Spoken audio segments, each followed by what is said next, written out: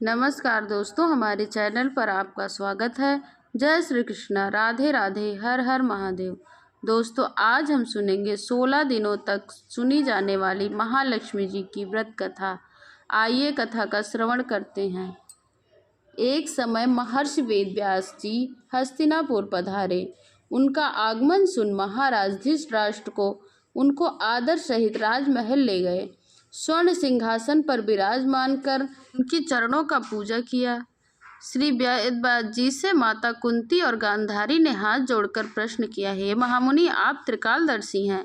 आपसे हमारी प्रार्थना है कि हमको कोई ऐसा सरल व्रत एवं पूजन बताएं जिससे हमारा राज्य, लक्ष्मी जी, सुख संपत्ति, पुत्र पौत्रादि तथा परिवार सुखी रहे। इतना सुन श्री वेदव्यास जी कहने लगे, हम एक ऐसे व्रत का पूजन का वर्णन करते हैं जिससे ज़्यादा लक्ष्मी का निवास होकर और सुख समृद्धि की वृद्धि होगी।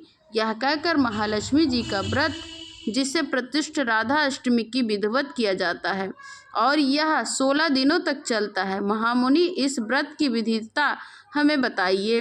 तब वेद व्यास जी बोले, हे देवी, यह व्रत भाद्रपद शुक्ल अष्टमी से प्रारंभ किया जाता है। इस दिन स्नान करके 16 सूत के धागों का डोरा बनाएं, इसमें 16 गांठ लगाएं, हल्दी से पीला करें। प्रतिदिन 16 धूप 16 गेहूं के डोरे को चढ़ाएं।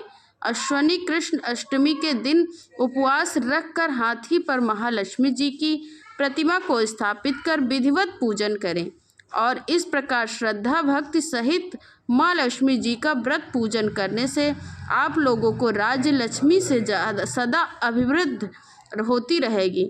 इस प्रकार व्रत का विधान बताकर श्री वेदव्यास जी अपने आश्रम को प्रस्थान कर गए। उधर समय के अनुसार भाद्रपद शुक्ल अष्टमी से गांधारी तथा कुंती ने अपने अपने महलों में नगर की स्त्रियों सहित व्रत प्रारंभ करने लगी। इस प्रकार 15 दिन बीत गए। 16वें दिन अष्टमी, कृष्ण अष्टमी के दिन गांधारी ने नगर के सभी प्रतिष्ठित महिलाओं को पूजन के लिए अपने महल में बुलाया। माता कुंती के यहाँ कोई भी महिला पूजन के लिए नहीं आई।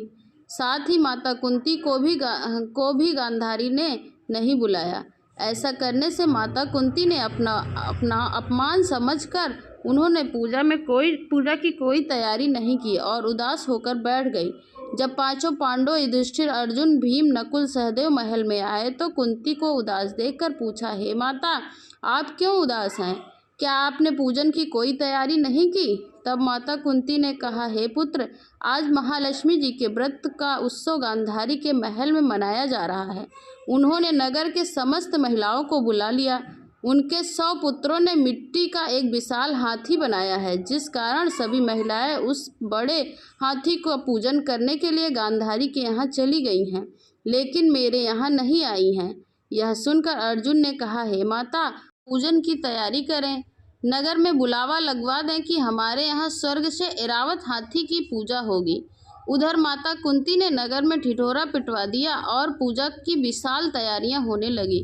उधर अर्जुन ने बाण के द्वारा स्वर्ग से ऐरावत हाथी को बुला लिया। इधर सारे नगर में शोर मच गया कि कुंती के महल में स्वर्ग से इंद्र की ऐरावत हाथी पृथ्वी लोक पर उतर आई है, पूजा के लिए आया है। समाचार सुनकर नगर के सभी नर नारी, बालक एवं वृद्धों की भीड़ एकत्र होने लगी। उधर गांधारी के महल में हलचल मच गई। वहां एकत्र हुई सारी महिलाएं अपनी अपनी थालियां उठाकर कुंती के महल की ओर जाने लगी। देखते ही देखते कुंती का सारा महल ठसाठस भर गया।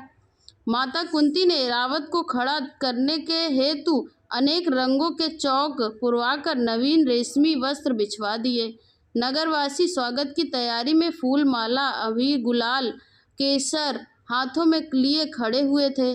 जब स्वर्ग से ऐरावत हाथी पृथ्वी पर उतरने लगा तो उसके आभूषणों की ध्वनि गूंजने लगी। ऐरावत के दर्शन होते ही जयकारा होने लगा।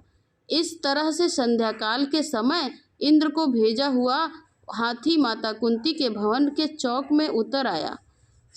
तब सब नर नारियों ने पुष्पमाला और गुलाल, केसर आदि से सुगंधित पदार्थ चढ़ाकर उनका स्वागत किया। राजा पुरोहित द्वारा ऐरावत पर महालक्ष्मी जी की मूर्ति स्थापित करके वेद मंत्रों उच्चारण द्वारा पूजा किया गया। नगरवासियों ने भी महालक्ष्मी जी की पूजा किया।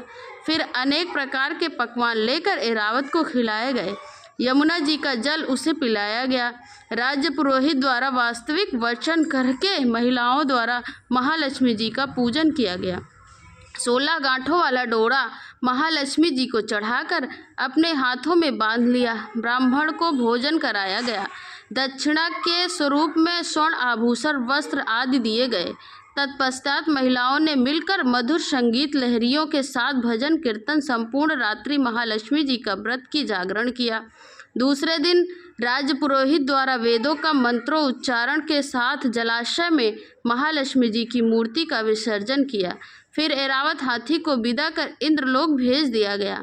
इस प्रकार से जो भी स्त्रियां अपने घर के मंदिर में हाथी के सिंहासन पर माँ लक्ष्मी जी के 16 दिनों तक पूजन करती हैं, उनका घर धन धान से पूर्ण भर जाता है।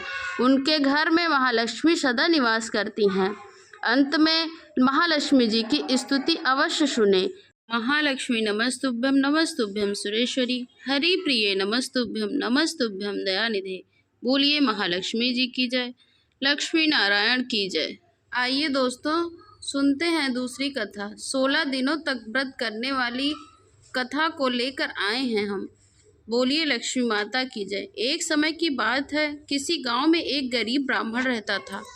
वो भगवान श्री हरि विष्णु का अनन्य भक्त था। उठते बैठते सोते जागते हर समय श्री हरि की भक्ति किया करता था।